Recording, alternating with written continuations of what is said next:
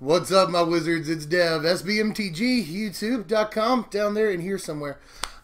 We like magic, but you probably know that by now. Well, today, I'm going to give you all of the Hour of Devastation spoilers over the weekend. There weren't a whole lot, but we did get to see a bunch of Invocations, so I guess that's cool. And the stuff I do have to talk about is at least pretty interesting, so let's get to it. I guess the oldest card that I haven't talked about is the last card that we've seen so far, at least, in the cycle of cards that cares about deserts, which I do think is kind of cool. But anyway, here's Desert's Hold right here. It's 3 mana, that's 2, and a white for an aura. When Desert Hold enters the battlefield, if you control a desert or there's a desert card in your graveyard, you gain 3 life. And enchanted creature can't attack or block, and its activated abilities can't be activated. Alright, so Strictly Better Arrest is what we're looking at right here, and Arrest has been good in every limited environment it's ever been printed in, so I don't see this being any different. It is uncommon, which kind of sucks for like the Pauper Deserts deck. I want that to be a thing, but you can't play the best card in the cycle, so far at least, in the deck, which kind of sucks, because we're talking about Pauper here, you can only play commons. In case you're uninitiated. But still, I think the card's going to be fantastic in limited, and I can definitely see why they made it uncommon, because again, Arrest is amazing, so a Strictly Better one must be really good. But moving on to something a little more exciting than an uncommon that cares about deserts. I saw another Planeswalker deck Planeswalker. Here's Nissa right here. Nissa Genesis Mage is 7 mana, that's 5 and 2 green for a 5 loyalty Nissa. And you can +2 her to untap up to 2 target creatures and up to 2 target lands. And if you -3 her, target creature gets +5/+5 until end of turn. And her ultimate's pretty cool. Neg 10, look at the top 10 cards of your library. You may put any number of creatures and or land cards from among them onto the battlefield. Put the rest on the bottom of your library in a random order. We'll talk about the ultimate in just a second. Overall, I think this Planeswalker's pretty bad. Planeswalker deck Planeswalkers are supposed to be more or less like not good enough for constructed play, but you know, the Nicol Bolas that we just saw, he doesn't necessarily seem quite good enough for constructed, but still much, much better than this effort here from Nissa. I guess one cool thing about the card, a saving grace here, is that 7 mana isn't too hard to get to in green decks. Like, you could ramp this out on turn 4 easy peasy with a lot of the stuff that we have in this format. Wouldn't be tough at all. So I guess that's good. But then, like, there's probably way better stuff to ramp to if you're trying to get to 7 by turn 4, which again, very, very easy. There's just probably way better options. Even though you could argue that +5/+5 is kind of nice, but like, put it this way, right now we have Larger Than Life in this format, which is sorcery speed +4/+4 for 2 mana. You've also got 7 mana sorcery speed +5/+5. Which one sounds better? And yeah, I know you'll get to use the Nissa more than you'll get to use the Larger Than Life. You get the Larger Than Life once, Nissa you can get to do it a few times a game. You know, it sounds a little bit better, but 7 mana, guys, is crazy. I've seen people saying that this is great, but it doesn't protect itself in any meaningful way whatsoever. Costs way too much mana, you know. It's just, you know, you have to have a creature out for its second ability to even be good. Like, it doesn't do anything by itself. You know, it's just bleh to this. But I can see where people are liking it because the ultimate. A lot of people are talking about this ultimate because it reminds them of Aetherworks Marvel. But let me be the umpteenth person to say it's not Aetherworks Marvel. But now I get to talk about a good card. Or at least I'm fairly convinced this is a good card. This is probably my favorite card from the weekend right here. This is Supreme Will. Supreme Will is 3 mana, that's 2 and a blue for an instant, and it's modal. Choose 1. Counter target spell unless its controller pays 3. Or look at the top 4 cards of your library, put one of them into your hand, and the rest on the bottom of your library in any order. Okay, so you're looking at a choice here between Impulse and Mana Leak, but it costs 1 mana more than either of those cards, which is fine. I'll pay the extra colorless mana, or generic mana, really, for the flexibility here. I think control decks are going to like this and probably end up playing in 2 of, and it will definitely replace Anticipate when Anticipate rotates out. Although I think that it definitely has a chance to go ahead and replace Anticipate right this second. And honestly, control decks don't always run Anticipate, but I think that a lot of them are going to run this one. It kind of reminds me of Censor in a lot of ways. You know, early to mid-game, it's a good counterspell, but when it loses utility as a counterspell, suddenly it's card selection, which is always good. You know, Impulse is a fan-freaking-tastic card, and it's cool that you can use this to dig for a counterspell after it's already outlived its importance as a counterspell. At instant speed, you can find a counter with this. And if you top deck it like on turn 9 or something, you can just play it on their EOT and get really good card selection. Top 4 cards of your library is like 7% of your deck or something. Like, that's not bad at all. I really kind of don't have that much to say about it because I think that it's just clear that the card is good and it's clear that the card is playable. Some people are talking about Eternal formats and Modern and Legacy and stuff. I doubt that. I very much doubt that. But Standard, this is definitely a great piece for control decks. And control decks are kind of looking for a leg up, like they're right there on the fringe of awesome. But they just need one or two pieces, and this is definitely a great piece for them to pick up right now. Now, the only reason that you didn't get those first 3 cards yesterday, because I was going to do a video yesterday, is because I was just waiting like all day for Wizards to release more cards. And they finally did at like 10 p.m. EST. It was like 9:30, something like that. But all they released at that point were a cycle, like the remaining cycle of the deserts. You know, we already saw the red and green one. Well, here's the other 3 right here. And it's kind of dumb that I waited like all day. And this is all we got that night at least. But it's good to know that we have this cycle of lands. And they're good for all kinds of reasons in this Standard. And I like that they're playable in Pauper too. I think that's nice to have more lands that we can cycle in Pauper. Now, last night, actually, technically this morning, it was like 1:30 in the morning on Sunday, Wizards did preview one more card on the night, and it's getting a little bit of buzz. This community is relatively split on this one. Well, let me go ahead and show you Dreamstealer. Dreamstealer is 3 mana, 2 and a black for a 1/2 human wizard with menace. Whenever Dreamstealer deals combat damage to a player, that player discards that many cards. And it's got Eternalize 6. Some say it's good, some say it's bad. I say that it's bad. I think this is probably bulk. And a lot of people are reminded heavily of Hypnotic Spectre, which, you know, I played his Hypnotic Spectre back, you know, hippie back in like 97, you know, just like everybody else that played Magic back then. But hey, Hypnotic Spectre is the same, especially considering we're not in a format that includes Dark Ritual. It also doesn't quite have the evasion that hippie had, and that's bad. You know, Menace is still a form of evasion, and it's entirely possible that on turn 4, you can swing in on the play, and they won't have 2 guys to block this. That is literally the ceiling on the card. Really, the ceiling on this card is eternalizing it and getting a swing in and hitting with it. That would be nice, but there's just problems. There's a lot of issues, guys. Now, before I launch into the problems, I would be remiss if I didn't say that pump spells. Just pump spells in general, you know. If you got this through with Trample, you know, with something like, I don't know, Rush of Adrenaline, and you could deal a bunch of damage with this and get a bunch of cards off of it. That is probably the actual ceiling here. But on to the issues here. First of all, the card is slow. You probably want your 3-drop to do a little bit more for you, is all I'm saying. And you probably want more than a 1-power guy out of your 3-drop too, you know. Like, people have been comparing this on summons to Tireless Tracker, the 3-drop that generates card advantage, but Tracker doesn't have to get through or anything, you know. It just, whenever you play a land, which is something that you do in a game of Magic, most turns, 75% of the turns in the game you're playing a land. So Tracker is nearly guaranteed value as long as he stays on the board. This guy, though, not only does he have to sit on the board like a fat grapefruit for like a whole turn until he can actually attack, but then he's got to make it through attacks. He's got to not get blocked. He's got to not get spot removed in some way. And then he's got to actually hit for combat damage, you know. And then they'll usually only discard 1 card, which, yes, is card disadvantage. It's basically you're generating card advantage for yourself there. But that is so many hoops to jump through. You know, I don't know if I've made this clear to you guys, but my opinion and the opinion of a lot of players is that these cards that have to get through for combat damage are generally not great. Like when Wildfire Eternal was first previewed, and it was like, oh my god, look at that card. But then other people were like, you know, it's got to hit them for combat damage. Like, it's actually got to get through, and it doesn't have haste, and it's got to sit there for a turn. Like, those cards are usually hated by spikes. And I'm not saying I'm a spike. I've got a spiky side, but I still don't think that this... I'm with them. I am with them on this one. Just, you know, wasting your whole turn 3 on playing the guy and doing nothing else. You know, he doesn't do anything the turn he comes out. No enter the battlefield trigger, nothing like that. Even no dies trigger, for that matter. So that's not great. Although when he does die, you can just bring him back. You can bring him back with Eternalize, but by then, you're talking about 6 freaking mana, guys. 6 mana is so much in Constructed, you know. Like, you really want a 6-drop to do an awful lot and more or less be capable of winning the game by itself.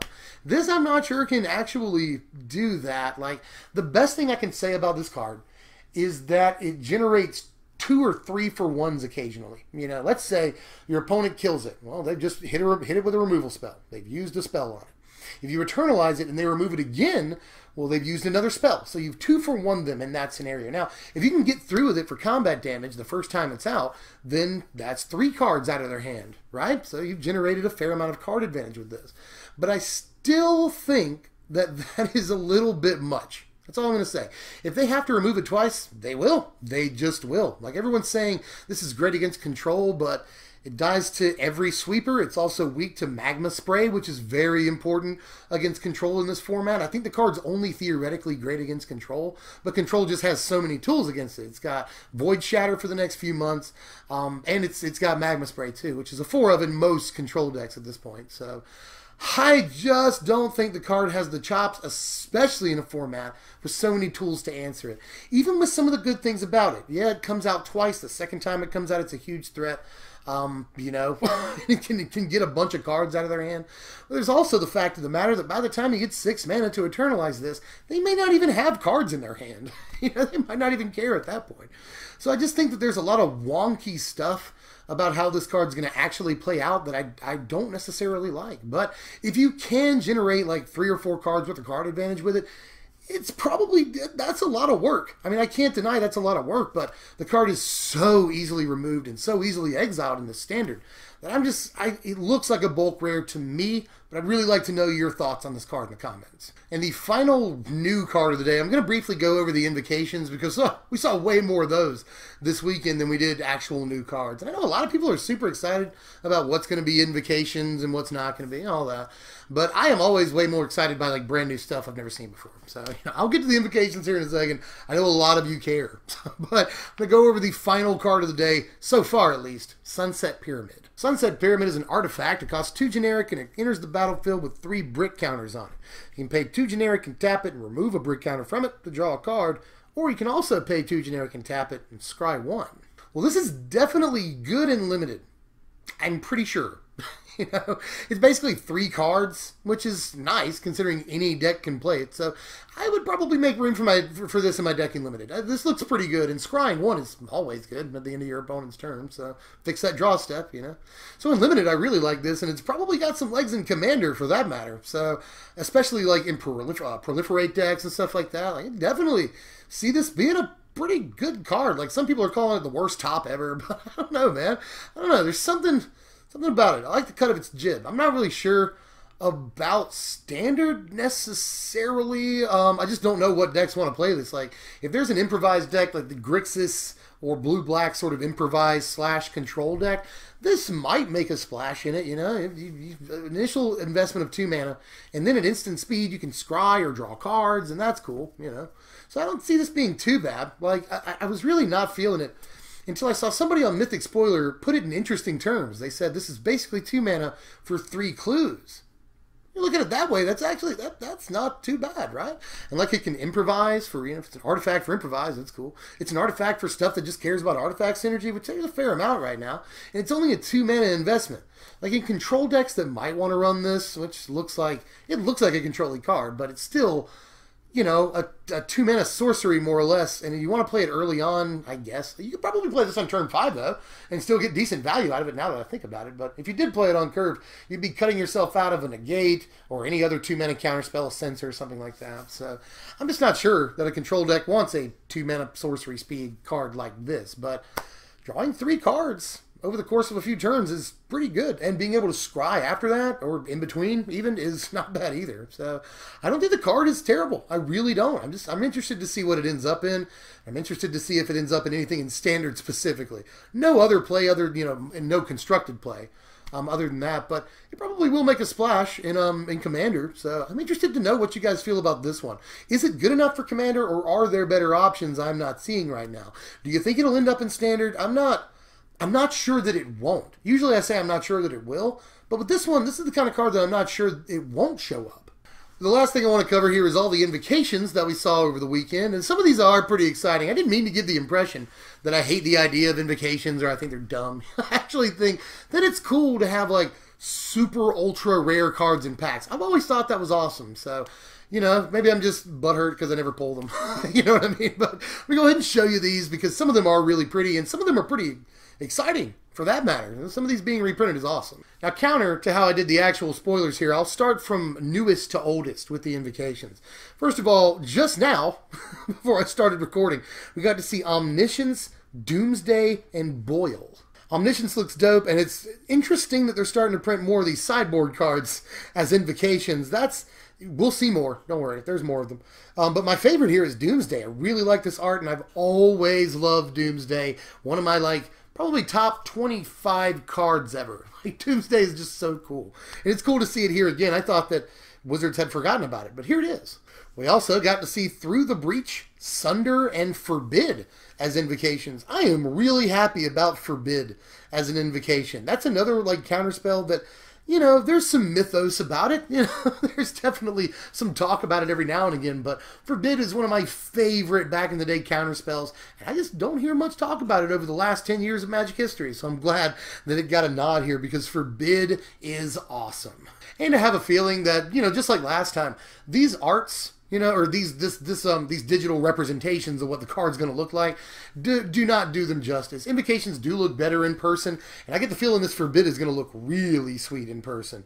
And by the way, I haven't mentioned the other cards. It's cool that Sunder got a shout out. That's nice, but I'm also pretty excited about this Through the Breach. That's nice. Here's Diabolic Edict, Slaughter Pact, and Lord of Extinction right here, which I would have never thought would get an Invocation shout out, but here it is. Here it is, and that's pretty sweet for Commander. I think some of these are geared towards Commander, by the way. I also like that Diabolic Edict got a shout out here. That's probably not even going to be that expensive as an Invocation. So if you really want to pimp out a deck and it includes Diabolic Edicts, you can get this Invocation version of it. And I don't see it being too disgracefully expensive. It might be.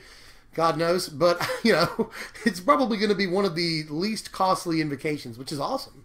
Here's Capsize, Shatterstorm, and Opposition right here. It's cool to see you here, Opposition. This is another pretty popular in Commander card right here, but it's also one of my favorite cards from back in the day. I've said that a couple of times this video, but this was an awesome card back in Urza's Destiny. Really have always loved Opposition, so it's great to see it in Invocation form, and it's probably going to be really pretty, but, you know, Shatterstorm is here too, and so is Capsize. Another really great card.